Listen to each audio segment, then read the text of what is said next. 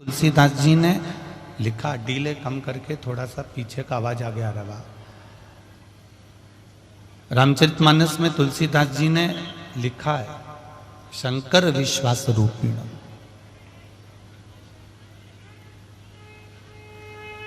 भगवान शिव को विश्वास कहा गया, और जब तक विश्वास प्रबल नहीं होगा, जब तक विश्वास प्रखर नहीं होगा, जब तक विश्वास का बल नहीं बढ़ेगा, तब तक मेरे महादेव की प्राप्ति नहीं हो सकती, मेरा महादेव प्राप्त नहीं हो सकता।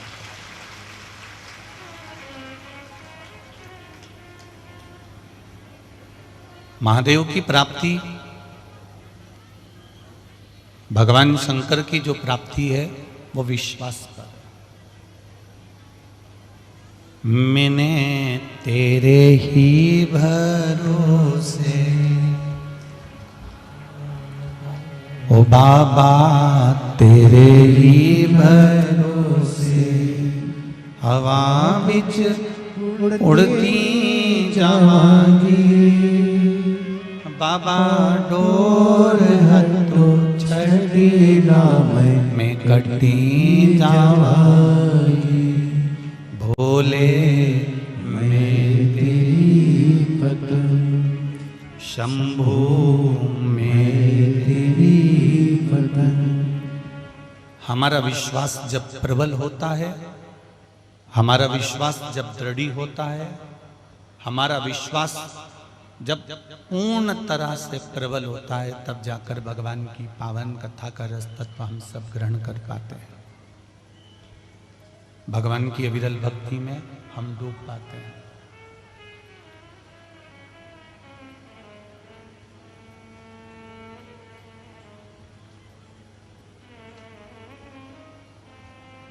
जितने हमारे परिवार चलाने वाले हैं,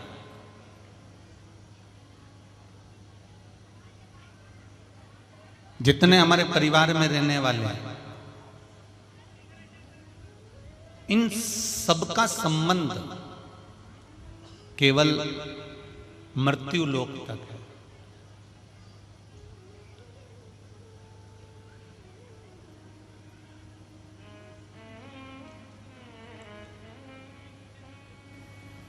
परिवार चलाने वालों से संबंध केवल यहीं तक रहेगा, पर आप जो देवाधिदेव महादेव को एक लोटा जल चढ़ा रही हो, आप जो शिव जी की आराधना कर रही हो, एक बेलपत्र आप देवाधिदेव महादेव को जो समर्पित कर रही हो, शंकर भगवान को जल चढ़ा रही हो, परिवार चलाने वाले से संबंध केवल यहीं तक रह सकता है, पर जल चढ़ाने वाले का संबंध तो वहां तक रहता है। वो नीचे भी संभालता है और ऊपर भी संभालता है। हर पल, हर घड़ी, हर क्षण आपका विश्वास अगर शिव जी के प्रति जागृत होता है, शंकर भगवान के प्रति दृढ़ होता है, तो शिव आपको संभाल लेता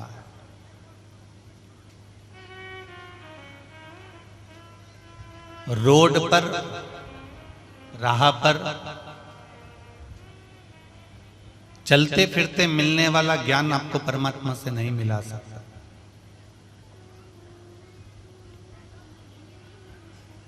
रावण ने चलते फिरते रोड पर ज्ञान प्राप्त करा था। अगर रावण एक बार किसी सदगुरु की शरण में जाकर बैठ जाता और किसी सत्संग में जाकर बैठ जाता या भगवान की शरणागति में जाकर बैठ जाता, तो ये निश्चित है कि रावण की लंका भी बच जाती और रावण भी बच जाता। पर अच्छी सत्संग नहीं करा उसने, अच्छी संगत को धारण नहीं करा उसने।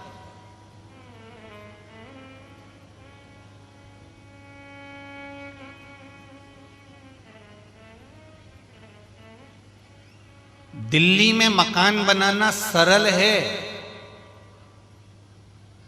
दिल्ली में ऑफिस बनाना सरल है, दिल्ली में घर बनाना सरल है, पर किसी के दिल में बैठना सबसे कठिन है।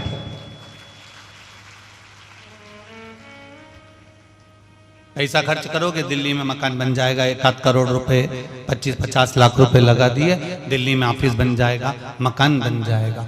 दिल्ली में मकान बनाना और घर बनाना, ऑफिस बनाना एक सरल कार्य है, पर दिल में किसी के हृदय में विश्वास के साथ बैठ जाना ये कठिन है।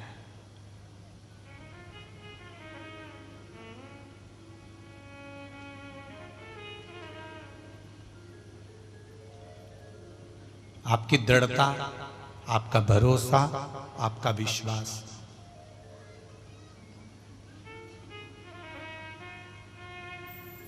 कल रात्रि को बैतुल वालों को आकर देखना था एक बार कि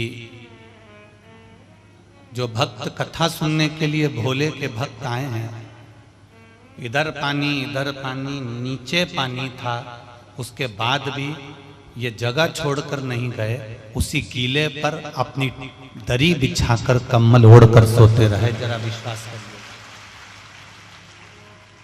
कहां से लाओगे ऐसी दृढ़ भक्ति, कहां से लाओगे ऐसा विश्वास?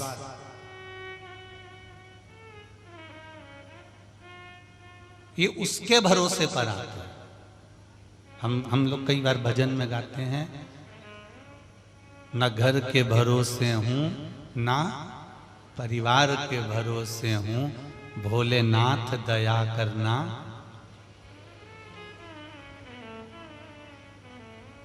भोलेनाथ दया करना, मैं तेरे भरोसे हूँ, मेरे बाबा दया करना, मैं तेरे भरोसे हूँ।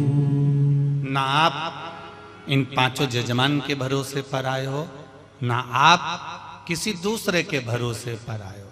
उस परमात्मा ने जन्म भी दिया तो खुद के भरोसे पर दिया, स्वयं के भरोसे पर, स्वयं के विश्वास पर। ना घर के भरोसे ना परिवार के भरोसे हूँ, ना घर के भरोसे हूँ, ना परिवार के भरोसे हूँ, मेरे बाबा दया करना,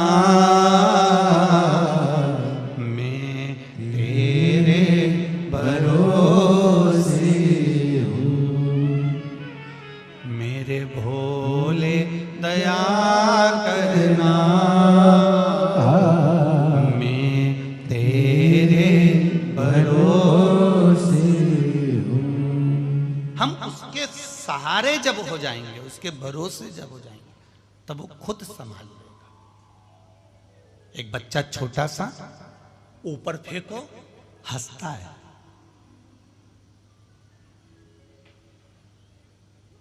उसको डर नहीं लग रहा। क्यों?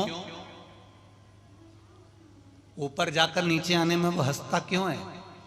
उसको मालूम है कि मुझे नीचे कोई पकड़ने वाला है। कितना भरोसा होगा उस बच्चे को। ऊपर फेंका, बच्चा नीचे आया, उसको मालूम है मेरे पापा हैं, मेरी मम्मी हैं, मेरे पिताजी हैं, मेरी माँ है, मेरे दादा दादी, मेरा चाचा चाची, काका काकी, बुआ फूफा, जो भी हैं, ये मुझे पकड़ लेंगे। एक बच्चे का विश्वास जितना दृढ़ होता है, ऊपर से उसको फेंकने के बाद नीचे कोई पकड़ लेता है, इतना विश्वास बच्चे में होता है, तो वो बच्चा मुस्कुराता रहता है। आप भी इतना फेंकने के बाद अगर दुनिया के लोग पत्थर फेंके, आप शब्द के ताने दे, गालियां दे, आड़ा टेढ़ा बोले, और कोई कितना ही कोसे, और चाहे कितना ही घाटा लग जाए और दुनिया का सारा दुख तुम्हारे ऊपर आ जाए, तो भी तुम मुस्कुराते रहना, क्योंकि पकड़ने वाला देवाधिदेव महादेव।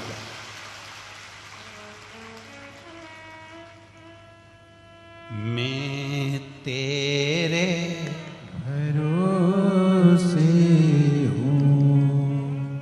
तुम्हें इतना विश्वास होना चाहिए कि बच्चे को ऊपर फेंका, उसको मां नीचे लेने वाली बैठी है, बच्चे को ऊपर फेंका, उसका पिता उसको लेने वाला बैठा है। उसी तरह से हमको संभालने वाला हमारा महादेव बैठा है, वो संभालेगा जरूर।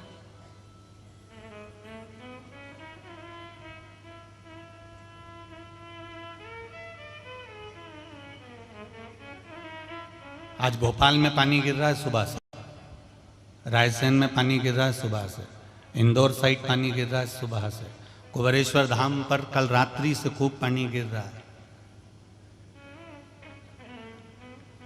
पर मां ताप्ती ने कहा भोलेनाथ जी से, ध्यान रखना मेरी औलादें हैं, थोड़ी करुणा बनाकर रखना। मां बड़ी करुणामयी होती है, मां वात्सल्यता होती है।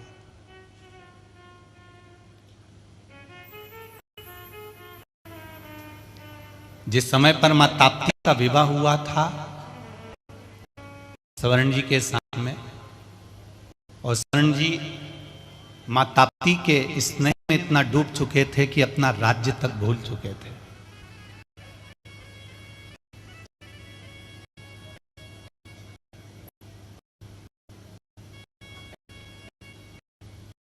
इतना डूब गए थे स्वर्ण जी मां के स्नेह में, मां ताप्ती के प्रेम में, अपनी धर्म पत्नी के स्नेह में।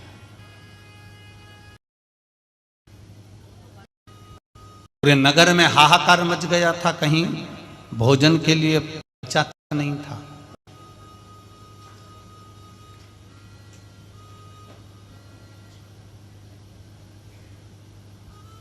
जरा विचार करिए, राजा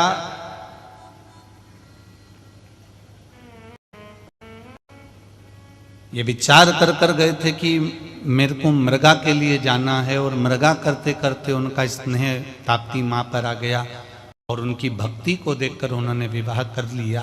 पर राजा स्नेह में इतने डूब गए थे कि मां ताप्ती के कि उन्होंने प्रजा को भी छोड़ दिया और घर ही नहीं गए।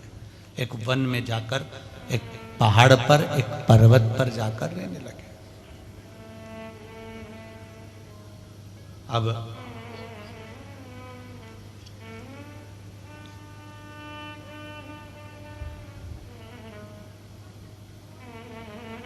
मंत्री को मालूम पड़ा नगर के कि राजा मृगा पर गए थे और ना जाने कहां चले गए। आज लगभग उनको गए हुए 6 महीना हो गया, पर राजा दिख नहीं रहे और जगह जगह पर भूखे मर रहे हैं लोग।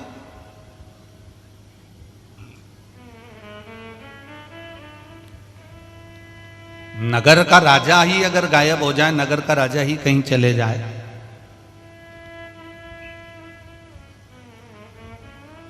सब भूखे मर रहे हैं। अकाल पड़ गया राजा सवर्ण की नगरी में, अकाल। मंत्री ढूंढते ढूंढते राजा सवर्ण को पहुंच गए जंगल में। एक पहाड़ के ऊपर उन्होंने एक झोपड़ी देखी और झोपड़ी में पहुंच गए, और झोपड़ी में जाकर क्या देखा कि राजा सवर्ण और उनकी धर्म पत्नी माता ताप्ती दोनों साथ बैठी हुई है।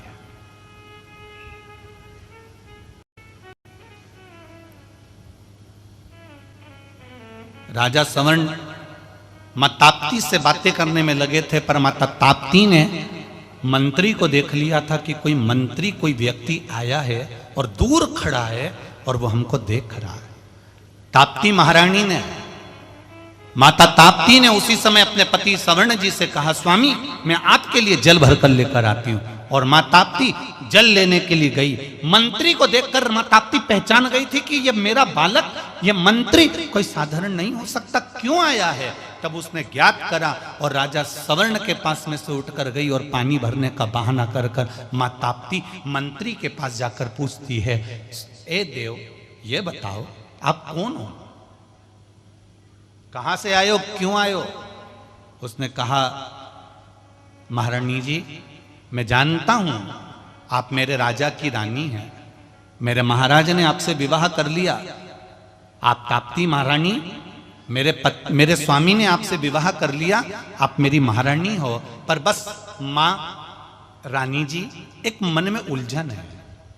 ताप्ती माता ने कहा कि मैं तुम्हें पहचान गई हूं, तुम्हारी उलझन को भी मैं जान गई हूं कि पूरा नगर राजा के विहीन हो गया है। राजा जब यहां पर पड़ा हुआ है तो वहां तो सब खाली हो गया, लोग अकाल में पड़े हुए हैं, भूख से बिलबिला रहे हैं, पानी तक नहीं है पृथ्वी पर। इसलिए तुम यहां पर आए हो ना, तो मां ताप्ती के चरण तुरंत मंत्री ने पकड़ लिए। रानी जी, आपको कैसे मालूम पड़ा ये सब? रानी जी ने कहा, ये तो मैं नहीं जानती, पर इतना जरूर जानती हूं कि तुम बताओ मैं तुम्हारी क्या हेल्प कर सकती हूं, क्या सहायता कर सकती हूं। बस मेरे महाराज राजा सवर्ण एक बार अपने नगर में आ जाए, बस इतना सा निवेदन है।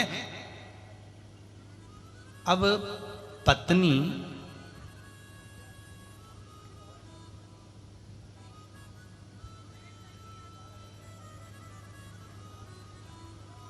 पति से कहे,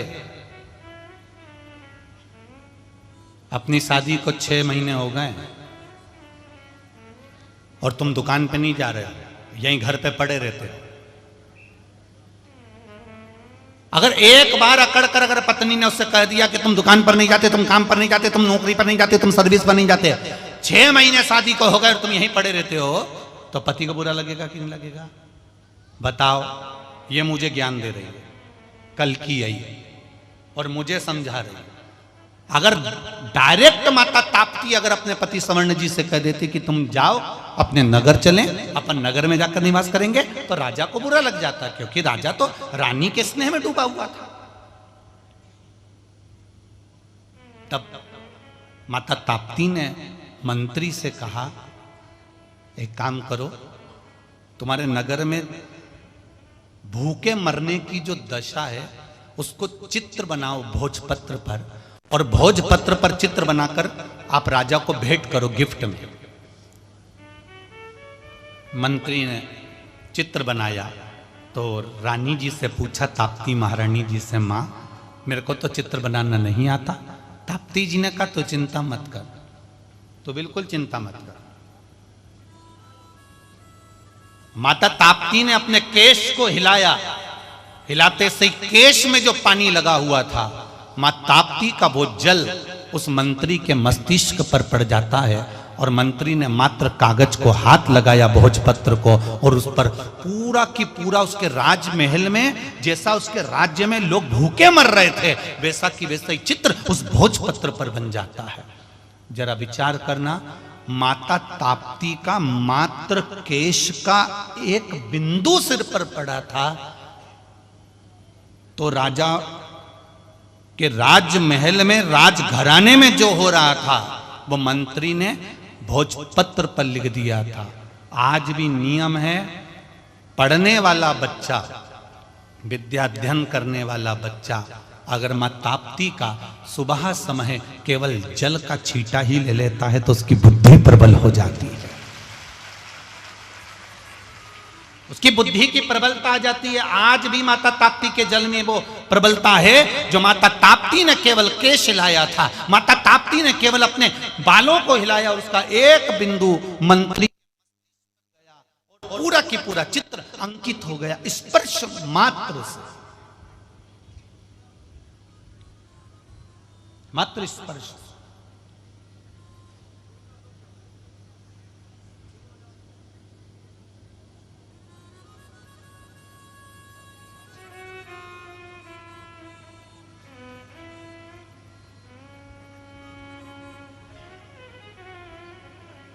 इसलिए बैतुल, मुल्ताई, यहाँ से लेकर जहाँ जहाँ माता ताप्ती निकली है ना, और माता ताप्ती जहाँ तक सूरत तक गई है, उस बीच में जितनी जितनी जगह पड़ती है, यहाँ के लोगों को देखना आप, इनमें विद्वत्ता बड़ी प्रबल रहती है, इनकी याददाश्त बड़ी प्रबल रहती है, इनकी याददाश्त प्रखर है, प्रबल है।